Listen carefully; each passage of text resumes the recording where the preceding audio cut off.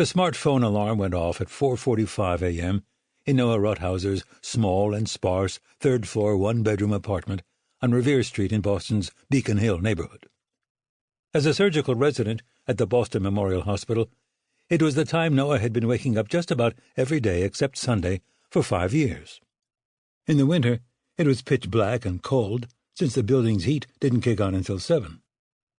At least now, in the summer, it was a bit easier to climb out of the bed because it was light in the room and a pleasant temperature thanks to a noisy air conditioner in one of the rear-facing windows. Stretching his sleepy muscles, Noah pattered into the tiny bathroom, buck naked.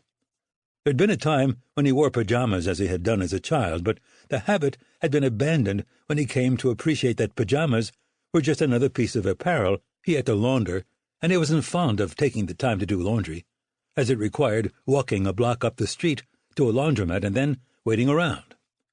It was the waiting he couldn't abide. As a totally dedicated surgical resident, Noah chose to have little time for anything else, even personal necessities. He eyed himself in the mirror, recognizing that he looked a little worse for wear. The evening before, he'd had a couple of drinks, which was rare for him. He ran his fingers up the sides of his face to decide if he could get away without shaving until after his first surgical case. Often he shaved in the surgical locker room to allow him to get to the hospital that much earlier. But then he remembered today wasn't a usual day, so there was no reason to hurry. Not only was it Saturday with its usually light surgery schedule, but it was also July 1st, the first day of the hospital year called the Change Day, meaning a whole new batch of residents were beginning their training and the existing residents were advancing up the training ladder to the next level. For fifth-year residents, also considered chief residents, it was a different story.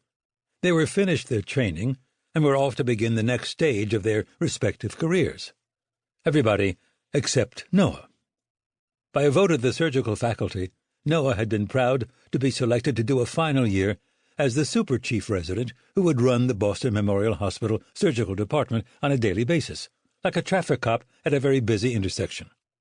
In most other surgical residency programs, a super chief status rotated among the fifth-year chief residents. BMH was different. The super chief was an added year.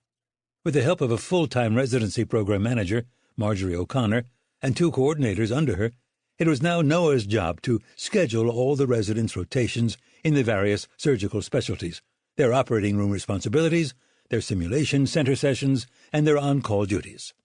On top of that, he was responsible for work rounds, chief of service rounds, and all the various weekly, bi-weekly, and monthly conferences, meetings, and academic lectures that made up the academic part of the surgical department's program.